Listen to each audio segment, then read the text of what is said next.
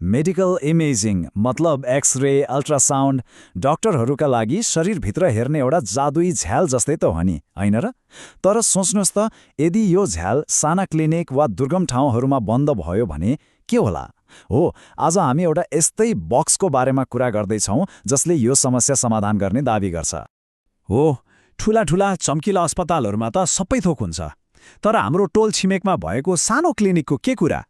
उनीहरूले चाहिँ किन त्यही स्तरको प्रविधि प्रयोग गर्न पाइरहेका छैनन्? यसको पछाडिका कारणहरू हामीले सोचेभन्दा अलिक गम्भीर छन्। ल सुरु गरौँ पहिलो खण्डबाट, उच्च प्रविधिको बाधा। एकछिनलाई कल्पना गरौँ न, एउटा सानो क्लिनिक चलाइरहनु भएको छ र त्यहाँ नयाँ प्रविधि भित्राउनु भनेको त लगभग सगरमाथा चढ्नु जस्तै हो। यो सबै समस्याको जडमा छ एउटा चिज जसलाई प्याक्स भनिन्छ। अब यो प्याक्स भनेको के हो त? सजिलो भाषामा भन्दा यो स्वास्थ्य सेवाको एउटा डिजिटल फाइल क्याबिनेट जस्तै हो। बिरामीको एक्सरे होस् वा एमआरआई, सबै कुरा यहीँ सुरक्षित हुन्छ र डाक्टरले एकै क्लिकमा हेर्न सक्छन्। तर यो क्याबिनेट खोल्न भने त्यति सजिलो छैन। आखिर परम्परागत प्याक्स प्रणालीहरू किन यस्तो टाउको दुखाइको विषय बन्छन् त? ल हेरौँ है। पहिलो कुरा, यिनीहरू यति महँगा हुन्छन् कि ब्याङ्क खाता नै रित्तो बनाइदिन्छन्। अनि यिनलाई चलाउन सामान्य कम्प्युटरले हुँदैन, चाहियो सुपर कम्प्युटर। सेटअप गर्ने महिनौ लाग्छ र यदि पछि गएर अपग्रेड गर्ने सोच आयो भने त्यो त एउटा छुट्टै महाभारत नै हो। अनि सबैभन्दा दिक्क लाग्दो कुरा, आफ्नो रिपोर्ट हेर्न पनि क्लिनिक नै धाइरहनु पर्यो। घरबाटै इन्टरनेटमा हेर्ने कुनै सुविधा नै छैन। अब लागौँ हाम्रो दोस्रो खण्डतिर, एउटा नयाँ आविष्कार। एकछिन सोच्नुहोस् त, के होला यदि यो सबै महँगो र झन्झटिलो प्रविधिलाई एउटा सानो लन्च बक्स जत्रो डिब्बामा प्याक गर्न सकियो भने? सुन्दा असम्भव लाग्ला, तर हो, कसैले साँच्चै नै यस्तो गरेर देखाइदियो। र त्यो अद्भुत समाधानको नाम हो फ्रिडम पिको। नामले नै कति कुरा भन्छ, होइन त? परम्परागत प्रणालीको सबै झन्झटबाट फ्रिडम अर्थात् मुक्ति।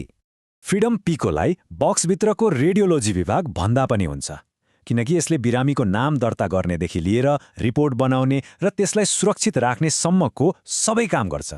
त्यो पनि एउटै सानो डिब्बाबाट। मतलब अब महँगो सर्भर र जटिल सफ्टवेयरलाई बाई बाई भन्ने बेला आयो। अनि यसको सबैभन्दा गजबको कुरा थाहा छ? यसलाई जोडान गर्न कति समय लाग्छ होला? अनुमान लगाउनुस् त। महिना? हप्ता? होइन, जम्मा 24 घण्टा। हो, यो साँचो हो। बस बक्स खोल्ने, वाइफाईमा जोड्ने र क्लिनिक एकै दिनमा आधुनिक बन्न तयार। त्यसो भए यो सानो बक्सले के गर्न सक्छ त? सोच्नुहोस् है, यसले एक्सरे, अल्ट्रासाउन्ड र अर्को एउटा मेसिन, मतलब तीनवटा मेसिनलाई एकै पटक ह्यान्डल गर्छ। अनि यसलाई चलाउन कुनै महँगो कम्प्युटर पनि चाहिँदैन, एउटा सामान्य ट्याब्लेट भई पुग्छ। र सबैभन्दा राम्रो कुरा के हो भने डाक्टरले घरबाटै रिपोर्ट हेर्न सक्छन् र बिरामीले पनि आफ्नै मोबाइलमा। ल, अब आयो तेस्रो खण्ड, पिकको विरुद्ध परम्परागत प्रणाली। आउनुहोस्, हेरौँ यो नयाँ च्यालेन्जरले पुरानो च्याम्पियनलाई कसरी धुलो चटाउँछ। यहाँ भिन्नता त दिन र रात जस्तै छ, एकदमै स्पष्ट। एकातिर पिको, जो किफायती छ, एकै दिनमा जडान हुन्छ र सामान्य ट्याब्लेटमै चल्छ। अर्कोतिर परम्परागत प्रणाली, जो महँगो छ, जडान गर्न महिनौ लाग्छ र यसलाई चलाउन त छुट्टै डाटा सेन्टर नै चाहिने। तर वास्तविक गेम चेन्जर कुरा के हो भने त्यो हो टेलिरेडियोलोजी र बिरामीको अनलाइन पहुँच। यो सुविधा पिकोमा छ, तर परम्परागत प्रणालीमा छैन। अब हाम्रो चौथो खण्ड, भविष्य सुरक्षित वर्कफ्लो। एउटा ठूलो डर के हुन्छ भने आज लाखौं लगानी गरेको प्रविधि भोलि काम नलाग्ने पो हुने हो कि? ल हेरौँ, फ्रिडम पिको चाहिँ भविष्यको लागि कत्तिको तयार छ। यो सानो देखिने बक्सले कति रिपोर्टहरू भण्डार गर्न सक्छ होला?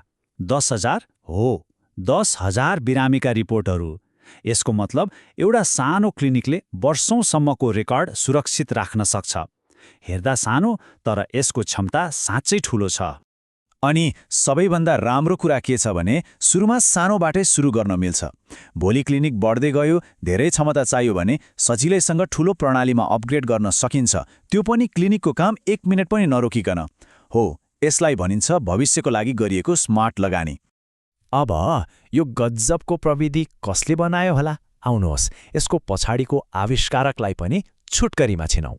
यो क्रान्तिकारी समाधान ल्याउने कम्पनी हो इनोवेभ हेल्थकेयर र उनीहरूको लक्ष्य एकदमै स्पष्ट र महान छ। प्रविधिको शक्तिलाई प्रयोग गरेर स्वास्थ्य सेवालाई शहरका ठूला अस्पतालबाट निकालेर गाउँ-गाउँसम्म सबैको पहुँचमा पुर्याउने। र अब अन्त्यमा एउटा सोचमग्न बनाउने प्रश्न। फ्रिडम पिकोले मेडिकल इमेजिङ जस्तो जटिल कुरालाई एउटा बक्समा बन्द गरिदियो। के भविष्यमा हामी क्यान्सरको उपचार वा जटिल शल्यक्रिया जस्ता कुराहरू पनि यस्तै सरल बक्सहरूमा पाउन सक्नेछौँ? कतै स्वास्थ्य सेवाको भविष्य यस्तै साना साना शक्तिशाली बक्सहरूमा त लुकेको छैन? साँच्चै सोच्नुपर्ने कुरा हो।